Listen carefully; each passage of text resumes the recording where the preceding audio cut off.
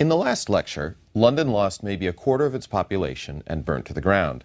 In this lecture, London rebuilds and becomes the capital of a world empire. As the embers of the fire died away, Londoners could now begin to consider the toll. 463 acres had burned. 13,200 houses were destroyed. 87 parish churches, 44 livery halls, St. Paul's Cathedral. In short, virtually all of the old medieval city was gone. The economy was already reeling from the plague and the Second Anglo-Dutch Naval War, which was fought between 1664 and 1668, ground to a halt. Talk of rebuilding began almost immediately. Within a few weeks, plans were submitted by Sir Christopher Wren, John Evelyn, Richard Newcourt, and Valentine Knight. All these men saw the fire as a tremendous calamity, of course, but also a great opportunity to fix everything that was wrong with pre-fire London. They envisaged redrawing the street plan of the city, creating a logical grid overlaid with wide boulevards radiating from central plazas or squares, its buildings made of stone or brick. Knight even proposed encircling the city with a canal. To decide among these and adjudicate competing real estate claims, the king established a commission for rebuilding. Unfortunately, none of these plans was practical given the realities of London land ownership. London's lots had been irregular for centuries, and to require or persuade their many owners to exchange plots so as to create neat squares and rectangles would have been to court chaos. London might never have been rebuilt. The only alternative would have been for the Crown to use its authority to simply confiscate property, clear the rubble, and build on the massive scale that Napoleon III would do in Paris during the Second Empire. But this was England. English property law and English property holders, who, remember, had already rebelled once that generation, would never allow it. So the decision was taken to rebuild according to the old medieval street plan, thus preserving a lot of the irrationality and charm, but also some of the hazard of old London. This doesn't mean that the old city was reproduced in all of its medieval inadequacy. The Rebuilding Act of 1667 specified that houses built in by-lanes could not exceed 2 stories, 3 along the river, and 4 along high streets, quote, for citizens of extraordinary quality, unquote. The act mandated wider streets, that the docks were to be kept clear of houses, and above all, that London was to be rebuilt in brick and stone. The rebuilding of the city took place at the same time as speculators and builders with court connections were more or less laying out the West End. So there's an explosion of new building in London in the 1670s, 80s, and 90s. For example, the Russells, who laid out a series of West End squares. Thomas, Earl of Southampton, who controlled more West End territory and developed Bloomsbury. And Nicholas Barbon, London's greatest house builder in both the East and the West. The great landlords actually rarely built themselves. Rather, they let their land at long leases, say 60 to 99 years. It was up to another speculator, often a master craftsman, who acted as a contractor with carpenters, painters, plasterers, etc., to come in and do the actual building. Maybe another would rent from the builder and set up a shop or a place of residence. And so the city was rebuilt and extended on a series of complicated financial transactions, shaky promises, and mountains of paper. Perhaps the man most associated with London's rebuilding is Sir Christopher Wren. In the mid-1660s, Wren was a professor of astronomy at Oxford. Just before the fire, he'd been chosen to renovate old St. Paul's.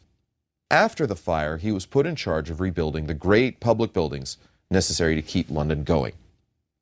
Since the king couldn't do without London's customs revenue, he was first set upon the task of reconstructing the customs house between 1669 and 1671. We've got to keep our priorities straight. Before the churches, we build the customs house. In May 1670, Wren was put in charge of an office under the Commission for the Rebuilding of Churches to replace the 87 London churches destroyed in the fire. These were to be paid for by a tax on coal. This office became a nursery for great architects like Nicholas Hawksmoor and the polymath Robert Hooke. In a remarkable tour de force of energy and creativity, Wren and his associates supervised the design and rebuilding of about 50 churches. The total's inexact because some churches only needed to be repaired. Others, like St. James's Piccadilly, were entirely new parishes. If Wren was denied the chance to rationalize London with a new street plan, his 50 new churches brought London public architecture into the 17th century and in line with the Reformation and the Age of Reason. A good example may be seen at St. James's Piccadilly. Now, prior to the fire, Anglican prayer book services had been conducted in old, musty Gothic structures designed more for Catholic worship. They had numerous add-on bays and alcoves for multiple masses. The view of the altar was shadowed by hulking arches and blocked by massive columns, and often darkened by old stained glass. Wren's new neoclassical churches featured wide open spaces, clear sight lines, and lots of light flooding in from windows set with clear glass. Upper galleries provided more accommodation. In this setting, the pulpit and the Word became as much a focus as the altar and the Eucharist. But where Wren really showed his originality was in the spires he designed for each church. No two are alike. Wren's churches were mostly completed by 1690, the steeples added later after the renewal of the coal tax in 1697. Since that time, 22 have been destroyed. Luftwaffe bombs got 6. Modern developers, 16. Wren's greatest achievement was to rebuild London's cathedral in a style completely different from its predecessor, yet sufficiently magnificent to resume its place in Londoners' hearts. Within hours of the tragedy, the architect was on site studying what might be done. At first, the Bishop of London hoped to save Old St. Paul's, for much of the choir remained standing. But by July 1668, more of the choir had collapsed, and so demolition began. At first, they used gunpowder, but the local citizenry had been so spooked by the fire, and during the Anglo-Dutch Naval War, the Dutch Navy had actually sailed up the Thames in Medway, that they decided eventually to resort to a battering ram as being, believe it or not, quieter and less disturbing. Otherwise, the project hung fire waiting for a plan. This took 7 years as Wren's models kept getting rejected. The commissioners finally settled on the compromise warrant design, a conventional cross with a dome at the crux. Wren's warrant of commission, though, included a fortunate loophole, allowing him, quote, to make some variations, rather ornamental than essential, as from time to time he should see proper. In the summer 1673, he went to the site to mark the spot for the center of the dome. In the last lecture, I told the legend of the workman fetching a stone marked Resurgam, I shall rise again. Wren commissioned the distinguished sculptor Caius Gabriel Cibber to carve this inscription beneath a phoenix rising from the ashes over the south door. So this became a symbol of the new cathedral. St. Paul's did rise, slowly, over the next 35 years, to over 375 feet above the pavement. The nave finally opened amid great rejoicing in 1697. Wren was nearly 80 when he delegated his son to be lifted to the top of the dome by a crane to place its capstone on the 26th of October, 1708. He continued to tinker with the design until his death in 1723. It's very clear that Wren regarded the church as very much his. His death actually came after contracting a cold on a walk to inspect the cathedral. Though decorated by all the greatest artists of the day, Cibber, the history painter Sir John Thornhill, whose scenes from the life of St. Paul adorn the interior of the dome, the ironworker Jean Tijoux, who did the gates to the chancel aisles, the great carver Grinling Gibbons, who did the choir screens and stalls, and the sculptor Francis Bird, who produced the statue of Queen Anne on the west front, the church is very much Wren's. His grave may be found in the crypt, marked with what I would argue is the most apt epitaph ever penned in an age known for pith and wit. Lector, si monumentum requires, circumspice. Reader, if you seek his monument, look about you. Other buildings were thrown up much more quickly. By 1669, 8 guild halls had been rebuilt. By 1672, most of the housing. This was more fire-safe thanks to the Rebuilding Act. According to Defoe, writing in the 1720s, the buildings of this great city are chiefly of brick, as many ways found to be the safest, the cheapest, and the most commodious of all other materials. By safe, I mean from fire. And as by Act of Parliament, every builder is bound to have a partition wall of brick also, 1 brick and half thick between every house, it is found to be indeed very helpful in case of fire. Defoe went on to argue that nowhere in the world is so good care taken to quench fires as in London. This is because of the proximity of the river and a system of pipes that were built after the fire to bring 2 hydrants all over the city. Also because of the multitude of what he called admirable engines, that is, mobile pumps, that individual parishes bought to pour water onto flames. And finally because of the rise of insurance companies at the end of the 17th century, which actually maintained firemen long before the city did. You can see this makes sense. The insurance company doesn't want to have to pay, so they keep a fire brigade on hand. And a good thing, too, because between 1616 and 1714, London couldn't afford to burn down again. It truly became, during this period, an imperial capital and the greatest seaport in the world.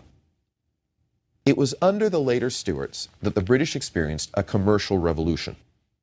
The Navigation Acts, passed in 1651, 1660, and 1663, required goods from the American colonies to be carried in English, from 1707 British, ships through British ports. This began to freeze out foreign competition, and it built up the British merchant marine. The export of wool now mattered less and less. It was imports that drove the commercial revolution.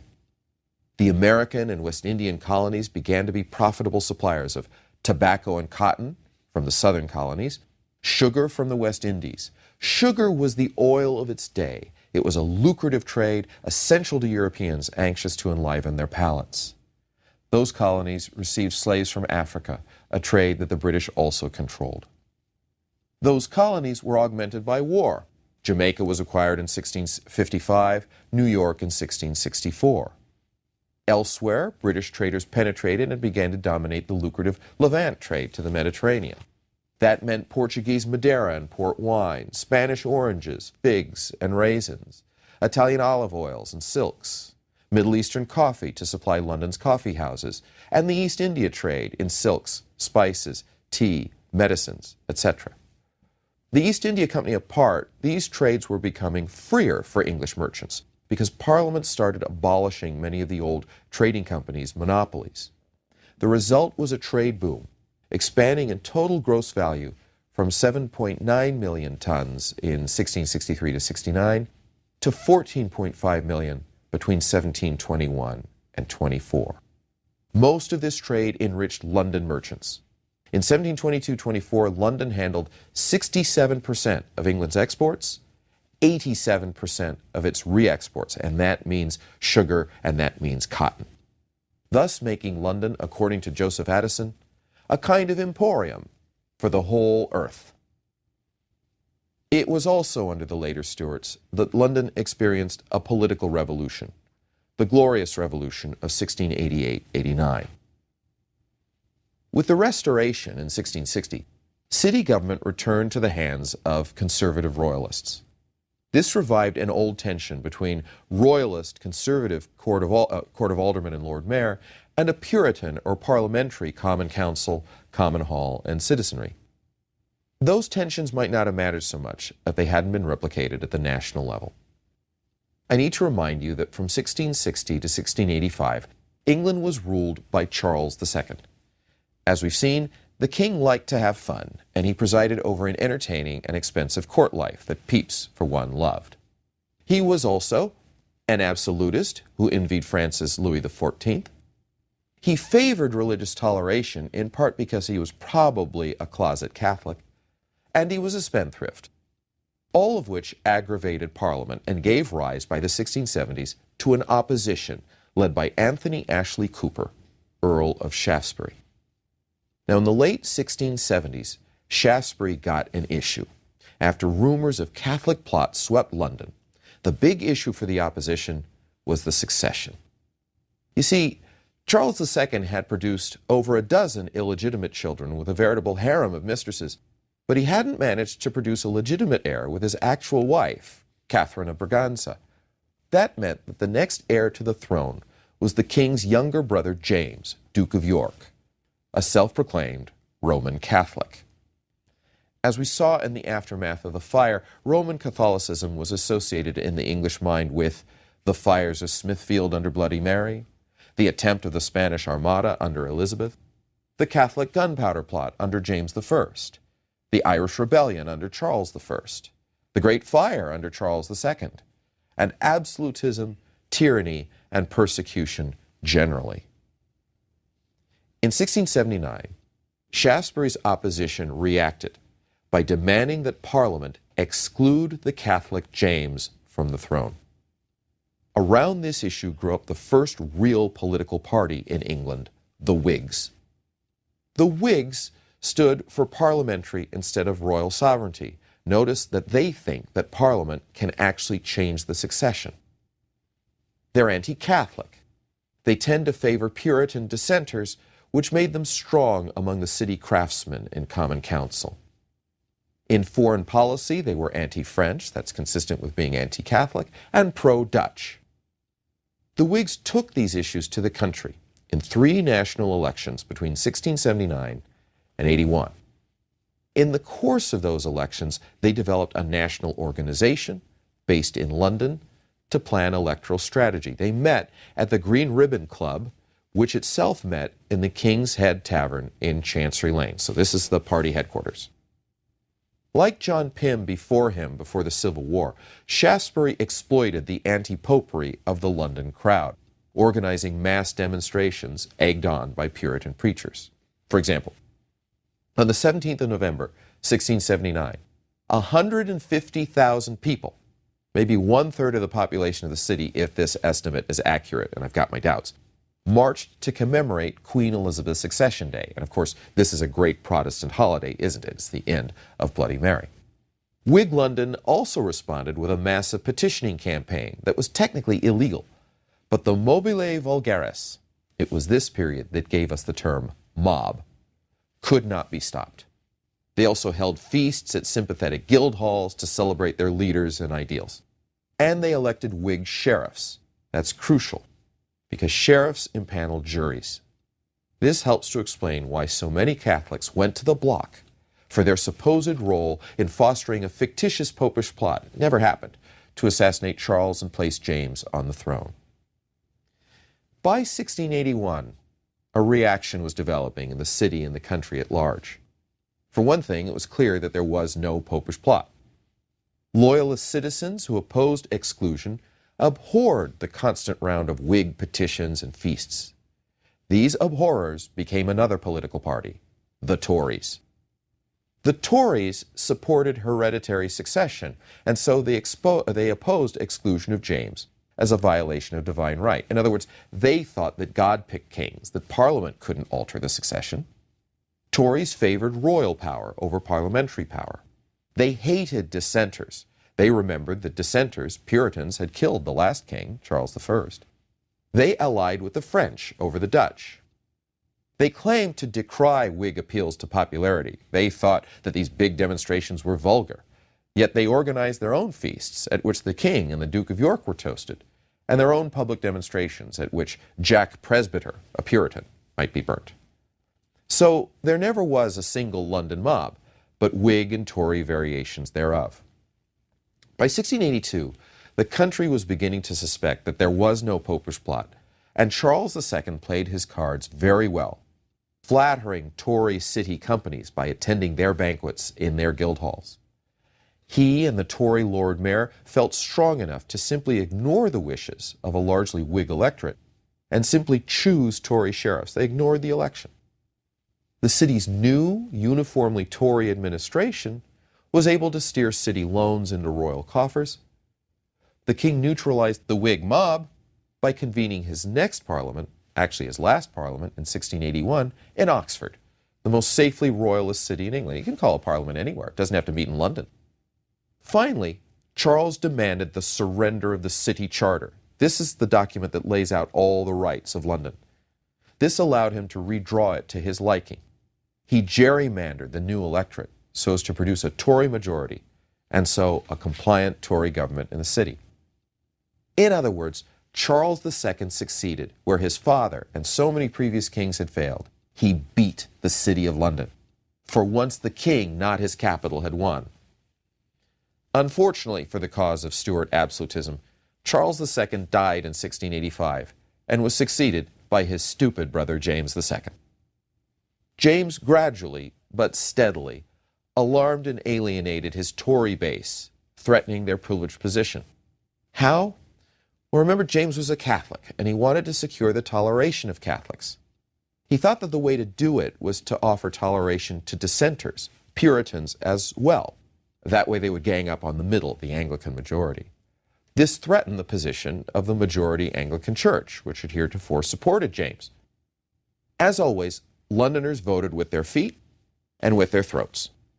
For example, when the court announced the birth of an heir, James, Prince of Wales, on the 10th of June 1688, thus promising a long Catholic reign, the bell ringing was desultory and very few bonfires were lit in the streets of London. But a few weeks earlier, when 7 Anglican bishops were sent to the Tower for questioning the king's right to issue a declaration of indulgence suspending the laws against Catholics and dissenters, those bishops were supported by massive crowds lining the Thames. John Evelyn wrote, "Wonderful was the concern of the people for them, infinite crowds of people on their knees, begging their blessing and praying for them as they passed out of the barge along Tower Wharf," etc. When the 7 bishops were acquitted of the charges a few weeks later, pandemonium broke loose as enthusiastic Londoners rang their church bells, lit bonfires, and illuminated their houses.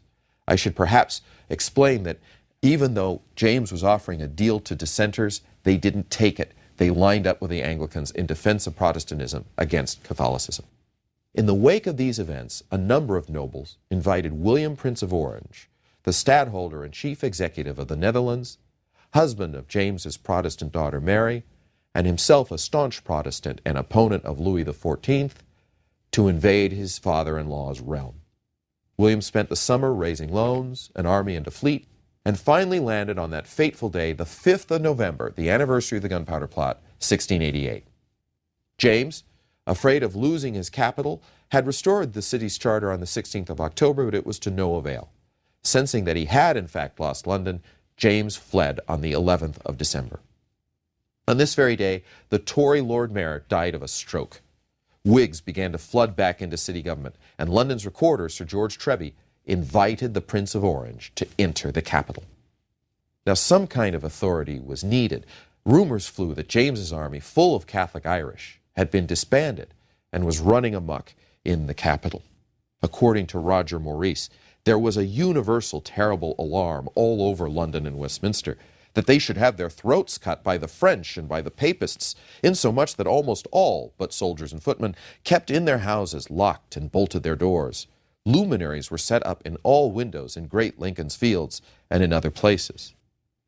But in fact, the only people running amok during the Irish nights, 11 to 15 December 1688, were the citizens of London themselves, who relieved their panic by attacking Catholic houses and government officials. It may be fear of the breakdown of authority which explains what happens next. James had escaped on the 11th of December, but had somehow managed to botch the escape. He was recognized by some fishermen and found himself back in the capital on the 16th. Londoners, ever fickle, turned out to cheer him. But his return and his popularity were short-lived. William marched on London and demanded that James order his palace guards to stand down and that he leave Whitehall. These demands were backed by the prince's Dutch guards, massed outside the capital, rifles primed and loaded. Had James chosen to fight, as Mary Tudor did a century before, there might have been a pitched battle for control of London in St. James's Park. Instead, James gave up. He conferred all the power of war and peace on the Prince of Orange and fled to Rochester on the coast and then to France. On the 18th, just as James was leaving by barge, so as to avoid the mob, William was entering London on horseback, quote, to the loud acclamations of a vast number of people of all sorts and ranks, the bells everywhere ringing. London had gotten rid of one king and installed another. All this while, William courted the city administration, promising to restore the old charter.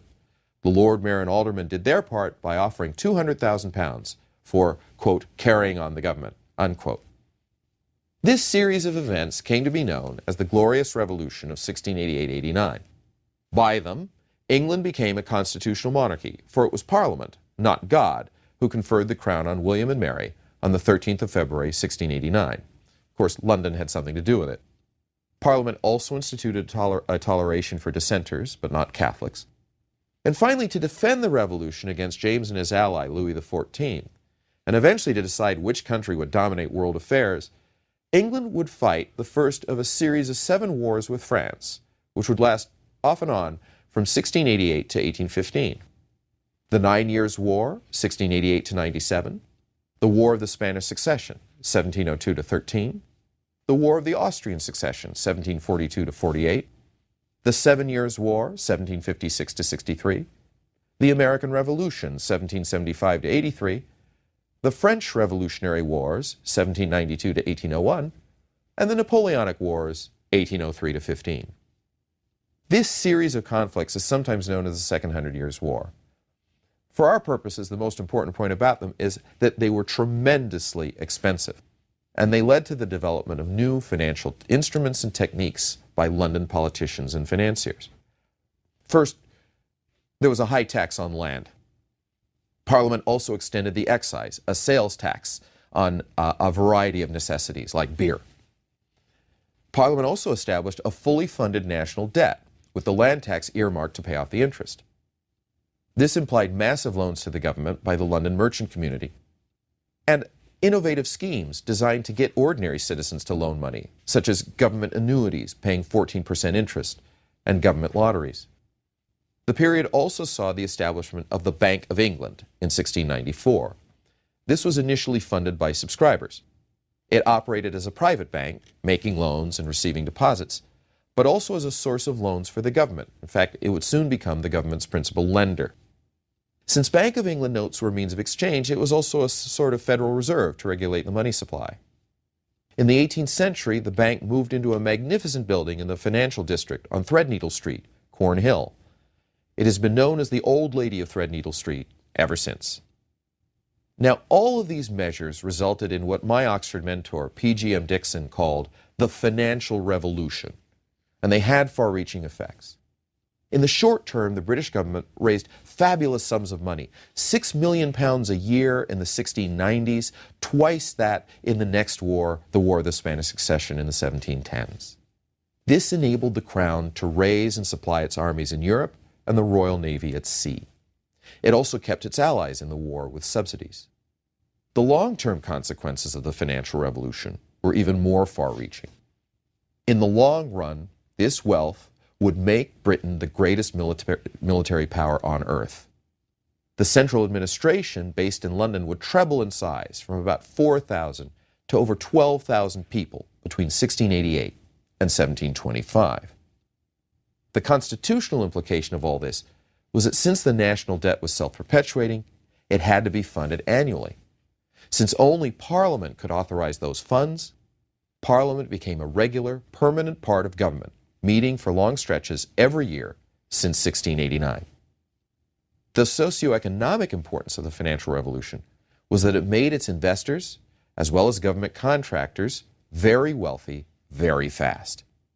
In effect, it created a new class of men based in London who made their money not off of land or trade, but off of money itself, moneyed men.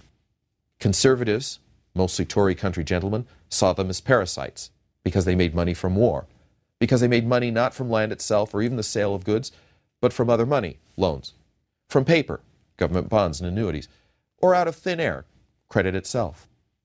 Worse, these London men who owned no land were now taken into the government's councils. They had a say in how the country was run. In the new world of post-revolutionary London, mere money was superseding birth as the criterion of status. In the meantime, all this money allowed Britain to win a tremendous empire in North America up to 1776, the 13 American colonies, from 1713, Newfoundland, Finland, and Nova Scotia, from 1763, all of Canada, the Caribbean, after 1815, crucial colonies in Africa, including South Africa, and control of India. All of those colonies further enriched London's merchants and made 18th century London a city that once lay in smoldering ruins just a generation before, an imperial capital. But what was it like to live there? In the next lecture, we're going to find out.